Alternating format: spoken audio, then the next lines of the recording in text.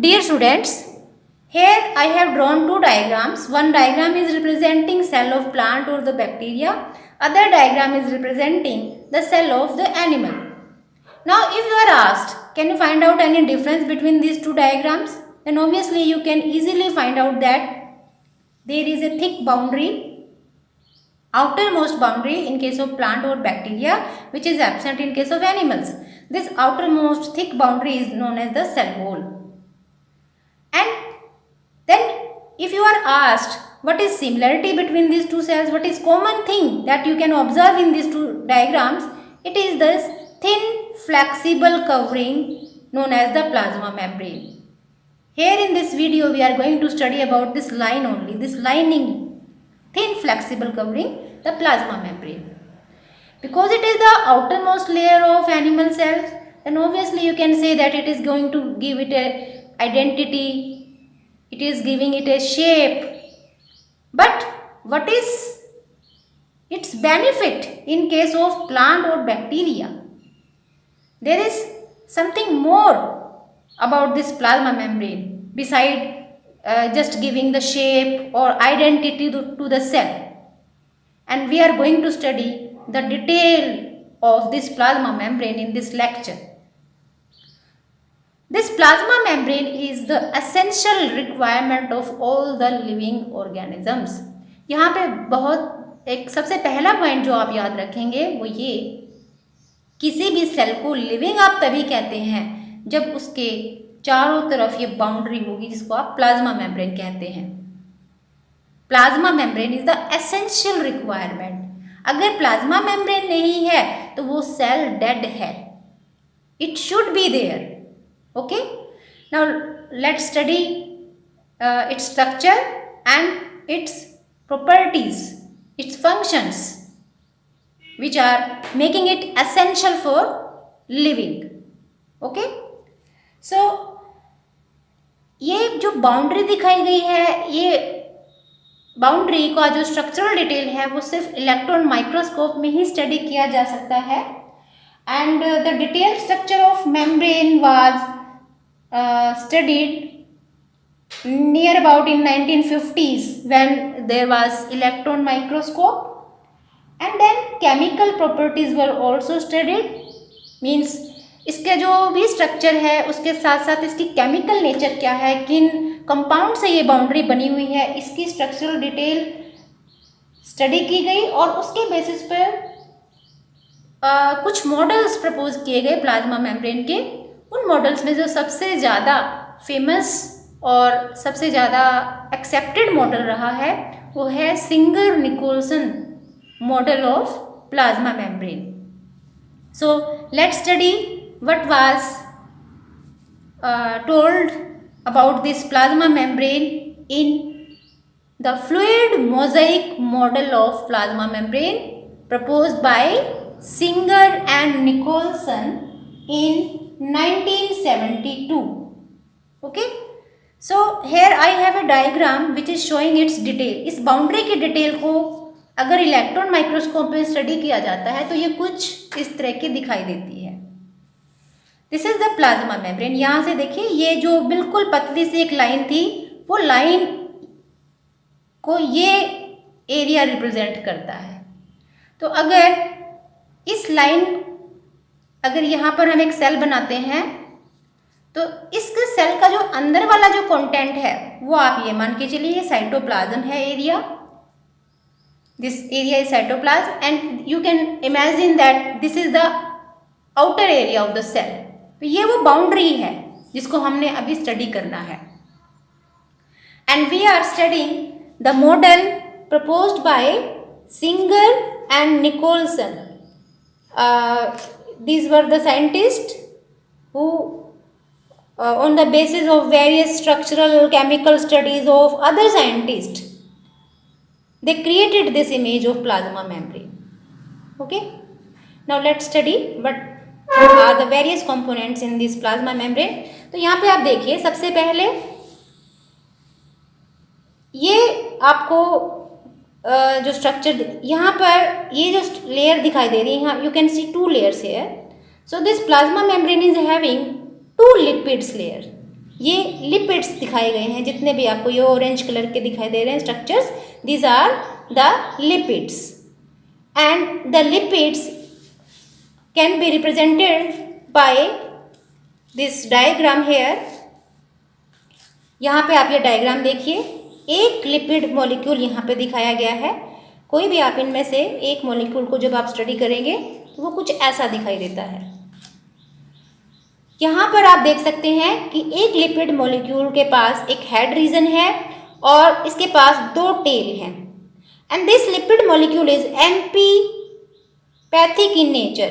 Amphipathic means it is possessing properties of both hydrophilic and hydrophobic nature. Hydrophilic means water loving area. ये जो इसका head region है ये water loving area है, means it is attracted towards the water. लेकिन ये जो इसके tails है ये hydrophobic है।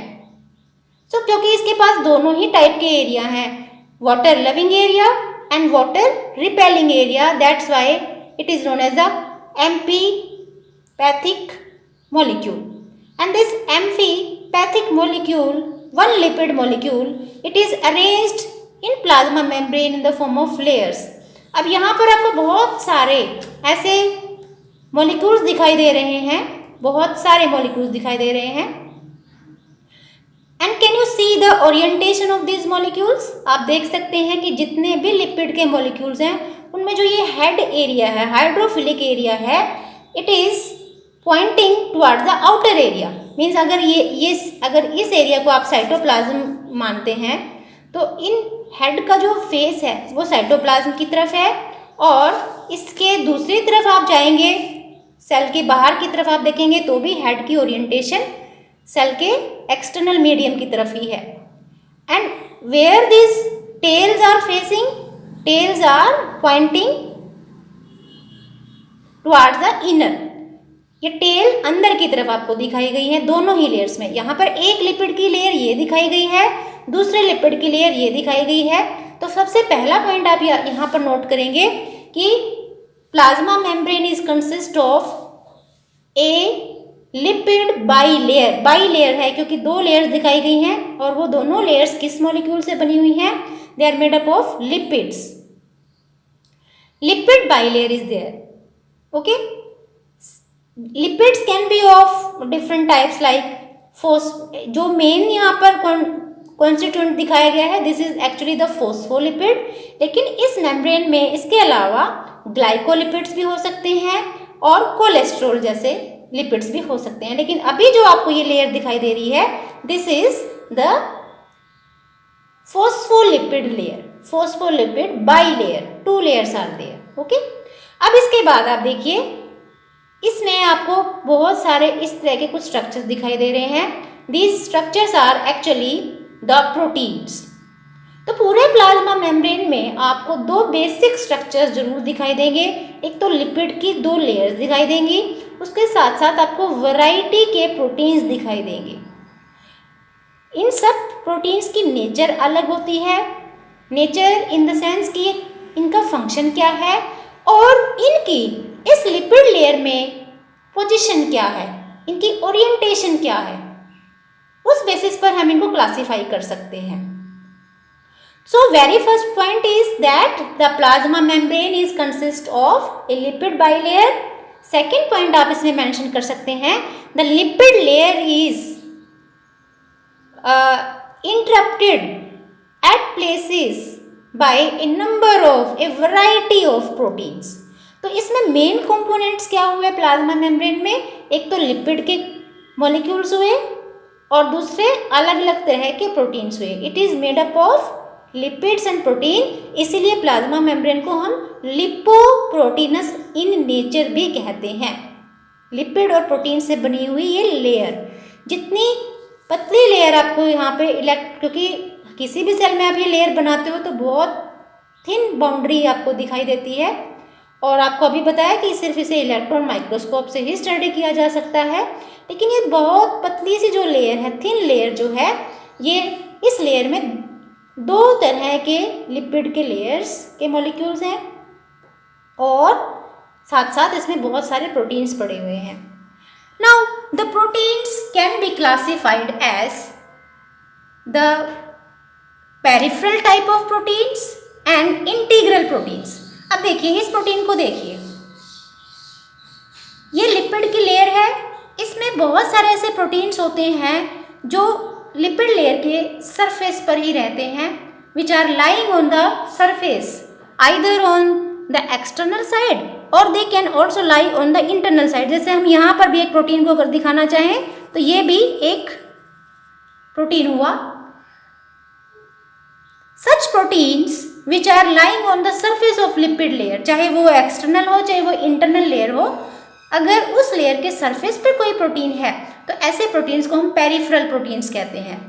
The peripheral proteins lie on the surface of the lipid layer. And one more thing about these proteins is that, about the peripheral protein is that they are easily to be extracted out। अगर आप इनको इस lipid membrane से separate करना चाहते हैं, इस layer से सेपरेट करना चाहते हैं, तो ये आसानी से अलग हो जाते हैं, सेपरेट आउट हो जाते हैं और इजीली किसी भी एक्वस सॉल्यूशन से अगर आप इन्हें ट्रीट करते हैं तो इजीली ये यहाँ से एक्सट्रैक्ट किए जा सकते हैं। रीज़न ये है क्योंकि ये सरफेस पर है।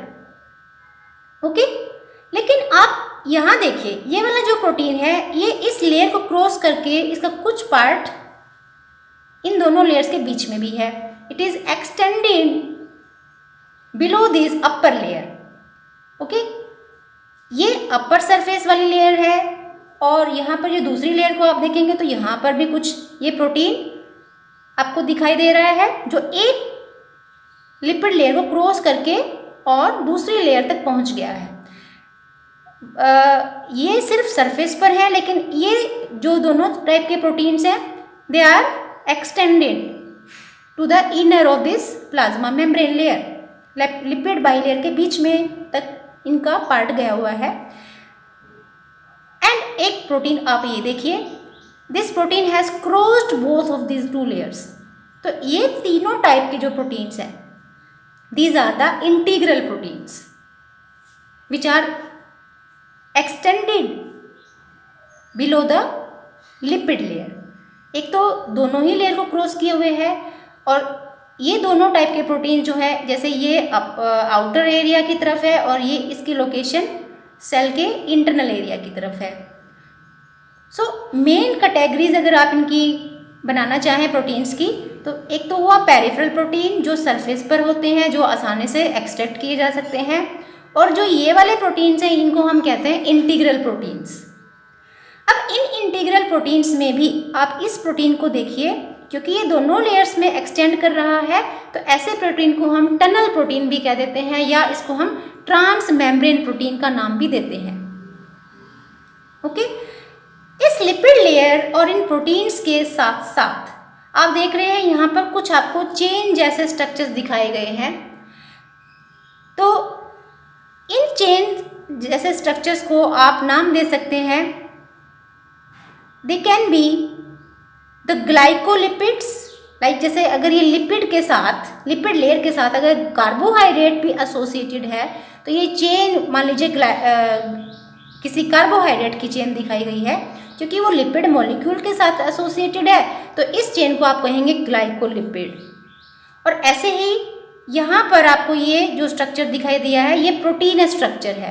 Protein can be arrange in the form of A spiral manner, और इस प्रोटीन के साथ यहाँ पर फिर से कार्बोहाइड्रेट की चेन दिखाई गई है। तो ये पूरा का पूरा structure along with this oligosaccharide और the carbohydrate, this complete structure is known as the glycoprotein. तो यहाँ पे आपको दो लिपिड्स की लेयर दिखाई दे रही है, प्रोटीन्स दिखाई दे रहे हैं, ग्लाइकोलिपिड्स दिखाई दे रहे हैं और साथ साथ ग्लाइकोप्रोटीन्स भी दिखाई दे रहे हैं। Now here you can also observe these special structures. इनको हमने कोलेस्ट्रॉल लिखना है। These are the cholesterol molecules and cholesterol molecule provide extra stability to plasma membrane. इसके स्ट्रक्चर को स्टेबल बनाने के लिए यहाँ पर कोलेस्ट्रॉल के मॉलिक्यूल्स भी होते हैं। ओके, जो स्टडीज़ डिफरेंट सेल्स में जब इनकी कंपोजिशन की बात करते हैं तो हर सेल में बेसिक कंपोजिशन हर प्लाज्मा मेम्ब्रेन की सेम रहती है। बेसिक कंपोजिशन में क्या लिखोगे? लिपिड की लेयर और प्रोटीन्स। लेकिन एक पर्टिकुलर सेल में कितना परसेंट प्रोटीन का है और कितना परसेंट लिपिड्स का है, ये वेरी कर सकता है। Cell to cell vary the ratio of the proteins and the lipids. जैसे आरबीसीज को जब स्टडी किया गया तो आरबीसीज में जो प्रोटीन का जो कंटेंट था वो सिर्फ वो है 52% और lipid content is near about 40%। लेकिन ऐसा नहीं है कि एक फिक्स रेशो है। डब्ल्यूबीसीज में देखेंगे, मसल सेल्स में देखेंगे, जितने भी वैरायटी की हमारी सेल्स होती हैं सभी में ये कंटेंट वेरी कर सकता है। लेकिन बस बेसिक कंपोजिशन सेम है कि उनमें ये लेयर जरूर मिलेंगी, 2 लेयर्स, और ये अलग अलग टाइप के प्रोटीन्स जरूर मिलेंगे। Okay, now this plasma membrane layer, because of presence of this lipid layer or this peripheral or integral type of proteins and presence of these glycolipids or glycoproteins, it possess a variety of features that provide it a specific property that give a separate identity and help in providing benefit to the cell. Now let's study what are its properties. So according to Singer and Nicholson, this plasma membrane is quasi-fluid in nature.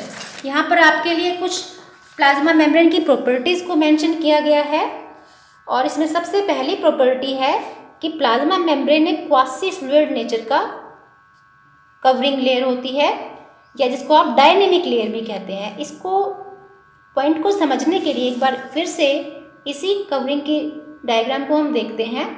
देखिए, जो ये boundary आप बनाते हो, ये boundary एक rigid structure नहीं है, हार्ड स्ट्रक्चर नहीं है, बल्कि एक डायनेमिक स्ट्रक्चर है। ये अपनी शेप, ये जो सेल है जिसके सबसे बाहर की बाउंड्री प्लाज्मा मेम्ब्रेन है, ये अपनी शेप को चेंज कर सकती है। प्लाज्मा मेम्ब्रेन एक रिजिड लेयर नहीं है, बल्कि ये एक क्वासी फ्लूइड या सेमी फ्लूइड नेचर की लेयर है, जिसको आप स्ट्रेच कर सकते हैं, एक्सटेंड कर सकते हैं और शेप। और ये प्रॉपर्टी इनकी इस वजह से है क्योंकि ये जो लिपिड्स की जो लेयर दिखाई गई है, ये वाली जो लेयर, इसमें ये जो प्रोटीन्स हैं ये एक्चुअली बिल्कुल वैसे ही इसमें अरेंज्ड हैं जैसे आप किसी भी सी सरफेस पर या वहाँ पर आप आइसबर्ग्स को जब देखते हैं। This is exactly like representing, this diagram is exactly representing the icebergs floating on the surface of water in the sea. तो जैसे वो बड़े बड़े आइसबर्ग्स तैरते रहते हैं, उनमें से बहुत सारे जो भारी होते हैं वो वाटर के सरफेस से भी नीचे एक्सटेंड कर जाते हैं, बिल्कुल उसी तरीके से जो हल्के हैं वो ऊपर आपको आइसबर्ग्स दिखाई देंगे और जो हैवी होंगे वो नीचे तक चले जाते हैं। उसी तरीके से आप मानिए कि ये वाटर का सरफेस हुआ और इस पर ये बहुत बड़े बड़े आइसबर्ग्स पड़े हुए हैं अलग अलग साइजेस के। कुछ सिर्फ सरफेस पर ही फ्लोट कर रहे हैं और कुछ अंदर तक एक्सटेंड कर गए हैं। और ये जो इनकी फ्लोटिंग वाली बिल्कुल जैसे इनके सरफेस पर या इनके अंदर तक एक्सटेंड होने का जो अरेंजमेंट है, ये एक रिजिड स्ट्रक्चर नहीं है, बल्कि ये जो भी प्रोटीन्स हैं ये अपनी लेटरल मूवमेंट शो कर सकते हैं, ये अपनी पोजीशन को चेंज कर सकते हैं। They can show the lateral movements in this lipid layer. और इसी लेटरल मूवमेंट्स की वजह से ये जो मेम्ब्रेन है इसको हम कहते हैं कि this is quasi fluid in nature.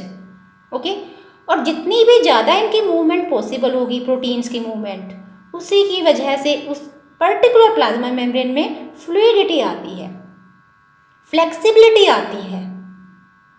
More the lateral movements more will be the fluidity.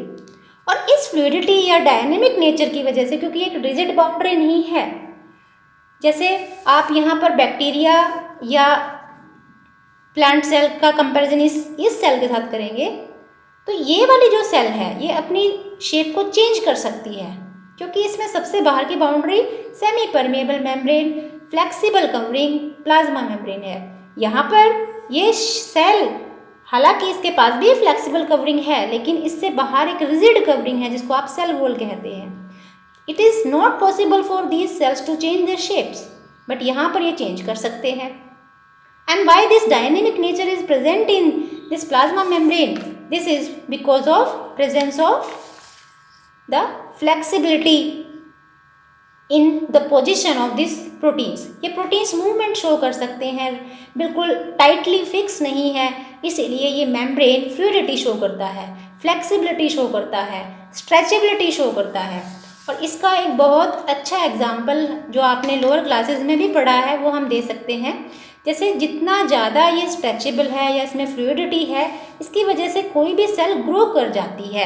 जैसे एक सेल अगर इस साइज की है तो it can stretch itself to grow. ये जो ग्रोथ हुई है वो इसी वजह से हो पाई है क्योंकि ये जो बाउंड्री है ये स्ट्रेचेबल है। And because of presence of this plasma membrane it is possible to form the intercellular junctions. दो सेल्स के बीच में जो भी कनेक्शन मेंटेन होते हैं, ये दो सेल्स हैं, इन दोनों सेल्स के बीच में जो ये कनेक्शन मेंटेन हुआ है वो भी इस वजह से क्योंकि प्लाज्मा मेम्ब्रेन एक फ्लेक्सिबल कवर है। It is possible to undergo endocytosis.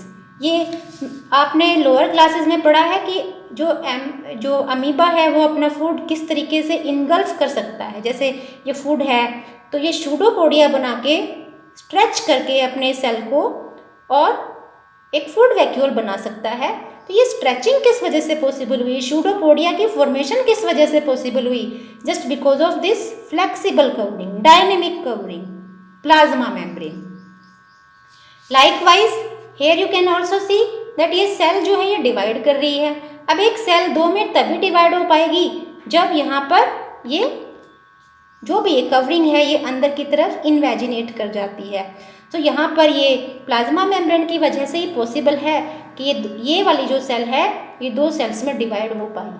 So cell division, endocytosis, formation of intercellular junctions and cell growth, ये कुछ ऐसे फीचर्स हैं ये कुछ ऐसे इवेंट्स हैं actually which are possible only because of fluidity of the plasma membrane, quasi fluid in nature, means it is semi fluid in nature, it is not a hard or rigid cover. Okay, now next very important thing about this membrane is that it is selectively permeable. Selectively permeable means when any layer allows only selected molecules to pass through it. अब इसके लिए आप यहाँ पर इस cell का example ले सकते हैं। Suppose we have two types of molecules. ये शेप से हम इनको थोड़ा डिफ्रेंशिएट कर सकते हैं। मान लीजिए ये दो तरह के मॉलिक्यूल्स हमने दिखाए, ओके, बाहर की तरफ, सेल के बाहर हैं। अब इन दोनों में से ये वाला मॉलिक्यूल सेल में एंट्री कर सकता है या ये करेगा, या ये दोनों कर सकते हैं या इन दोनों में से कोई भी नहीं कर सकता। ये कौन डिसाइड करता है? This layer, plasma membrane. Plasma membrane will allow only selected molecules. या तो ये सिर्फ इस मॉलिक्यूल को अंदर जाने देगा या हो सकता है इसको नहीं जाने दे और इस मॉलिक्यूल को अंदर जाने दे। तो डिपेंड करता है कि कौन सा मॉलिक्यूल सेल के अंदर जा सकेगा और कौन सा मॉलिक्यूल सेल से बाहर जा सकता है। Movement of molecules outside and inside the cell is totally controlled by this plasma membrane. Okay, and why this is selectively permeable? ये इसके नेचर इस वजह से है क्योंकि आप यहाँ पर देखिए ये जो प्रोटीन्स हैं these are actually helping in movement. कौन सा मॉलिक्यूल अंदर जाएगा क्रॉस करके, किसको ये मेम्ब्रेन रजिस्ट करेगा? This is all because of this proteins. Specially अगर इस मेम्ब्रेन प्रोटीन की बात करते हैं, जैसे ट्रांस मेम्ब्रेन प्रोटीन है, ट्रांस मेम्ब्रेन प्रोटीन है जिसको आप टनल प्रोटीन भी कह सकते हो। इसमें ज़्यादातर वाटर सोल्यूबल सब्सटेंसेस मूव कर सकते हैं, एक्वस मॉलिक्यूल्स। तो क्योंकि ये सभी सेल्स में प्रोटीन्स की नेचर अलग अलग होती है, तो ये सभी सेल्स में भी वेरी करता है कि कौन से मॉलिक्यूल अंदर सेल में क्रॉस करेगा और कौन सा मॉलिक्यूल सेल को क्रॉस नहीं कर सकता। जैसे अगर आप इसे WBC मान लेते हैं और इसके साथ ही हम यहाँ पर एक और सेल दिखा देते हैं, आरबीसी, सेकंड कोई और सेल है। तो जो मॉलिक्यूल इस डब्ल्यूबीसी में एंट्री कर सकते हैं इस प्लाज्मा मेम्ब्रेन के प्रोटीन्स की वजह से, ऐसा जरूरी नहीं कि वही वाले मॉलिक्यूल्स आरबीसी में भी एंट्री कर पाएंगे, क्योंकि आरबीसी के प्रोटीन्स और डब्ल्यूबीसी के प्रोटीन्स, प्लाज्मा मेम्ब्रेन के साथ जो जुड़े हुए प्रोटीन्स हैं, वो दोनों में वेरी कर रहे हैं। ओके, तो कौन से मॉलिक्यूल आरबीसी में एंट्री करेंगे या एग्जिट करेंगे, वो बिल्कुल वेरी करेगा जो डब्ल्यूबीसी में एंट्री या एग्जिट कर रहे हैं। And this is all because of different natures of proteins present in each and every cell. हर टाइप के सेल में ये प्रोटीन की सिर्फ इनकी रेशो ही वेरी नहीं करती कि लिपिड कितना कंटेंट है, प्रोटीन कितना कंटेंट है, इसके साथ साथ क्या वेरी करता है कि इनकी नेचर कैसी है, ये किस मॉलिक्यूल को अंदर आने या जाने देते हैं। ओके, नाउ दिस मूवमेंट, जिस हम जो मॉलिक्यूल्स के मूवमेंट की हम बात कर रहे थे, this movement can be of two types, passive और एक्टिव। बहुत बार ऐसा होता है कि जो प्लाज्मा मेम्ब्रेन से कोई भी मूवमेंट होगी, इसको जो क्रॉस करेगा, वो मूवमेंट बिना किसी एनर्जी इन्वेस्टमेंट के हो सकती है। Easily the molecule move can move from their high concentration to low concentration side. अपने जैसे यहाँ पर किसी मॉलिक्यूल की कंसंट्रेशन बहुत ज़्यादा है तो वो अपने लो कंसंट्रेशन साइड की तरफ मूव करता है, and this type of transport is known as passive transport. लेकिन कई बार ऐसे मॉलिक्यूल्स भी इस बाउंड्री को क्रॉस करते हैं जो फैट सोल्यूबल होते हैं, और आपको पता है कि जो मेजर कंपोजिशन है लिपिड लेयर में से फैट मॉलिक्यूल पास हो सकते हैं, जो वाटर सोल्यूबल हैं उनको मूवमेंट के लिए प्रोटीन्स की हेल्प की जरूरत पड़ती है। So there are some carrier proteins in plasma membrane, जो मॉलिक्यूल्स हैं जो इजीली किसी भी प्लाज्मा मेम्ब्रेन को क्रॉस नहीं कर सकते, उनको फैसिलिटेट करते हैं। So carrier molecules are also required sometimes in passive transport, and such type of transport is known as facilitated transport. And sometimes there is requirement of molecule which are not having their concentration more at one side, but their movement is necessary from that low concentration side to the higher concentration side. Such type of movement is known as active movement, active transport। और active transport में क्योंकि low से high concentration की तरफ movement हो रही है, low to high, that's why this movement is, or this type of transport where energy will be required, is known as the active transport. Okay, now the next point you can mention here, जैसे अभी यहाँ पर आपको बताया गया था कि इसके सरफेस पर कुछ ग्लाइकोप्रोटीन्स होते हैं, तो इन ग्लाइकोप्रोटीन्स की वजह से किसी भी प्लाज्मा मेम्ब्रेन में एंटीजेनिक प्रॉपर्टीज आती हैं, और इसको हमने एक डायग्राम से यहाँ रिप्रेजेंट किया है। यहाँ पर आप देख सकते हैं दिस सेल इज शोइंग, ये प्लाज्मा मेम्ब्रेन दिखा है और ये इसके ग्लाइकोप्रोटीन्स दिखाए गए हैं जिनको आप यहाँ पर एंटीजन का नाम दे रहे हो। तो एंटीजेंस एक्चुअली किसी भी सेल को दूसरे सेल के साथ इंटरेक्ट करने में हेल्प करते हैं। They help a particular cell to interact to identify the other type of cell. तो ये एंटीजेनिक प्रॉपर्टी है।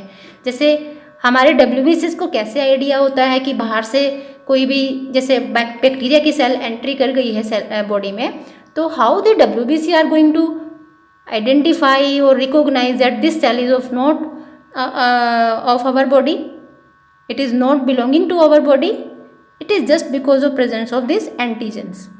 बैक्टीरिया के मेम्ब्रेन के साथ जो एंटीजेंस होंगे वो मैच होते हैं डब्ल्यूबीसीज के एंटीजेंस के साथ, ये इंटरैक्ट करते हैं और तभी पता लगाते हैं कि ये सेल हमारी बॉडी की है या नहीं है। Okay, so these are the few properties of plasma membrane. You will study details in other chapters also. Plasma membrane की जो प्रॉपर्टीज़ है, जैसे अभी पैसिव या एक्टिव ट्रांसपोर्ट की हम बात कर रहे थे, तो इनके बारे में आप कुछ नेक्स्ट चैप्टर्स में भी पढ़ने वाले हैं, लेकिन अभी सिर्फ आप इनके कुछ बेसिक फीचर्स जरूर याद रखेंगे कि ये डायनेमिक लेयर है, रिजिड लेयर नहीं है, क्वासी फ्लूइड नेचर की लेयर है, और इसकी क्वासी फ्लूइडिटी की वजह से ही सेल या तो ग्रो कर पाती है या जंक्शंस बना पाती है, फूड इनटेक ले सकती है या सेल डिवाइड कर सकती है. It is selectively permeable. It will allow only selected molecules to cross through it and it show the antigenic properties that help in the cellular interactions. Okay, so this was all about the fluid mosaic model proposed by Singer and Nicholson.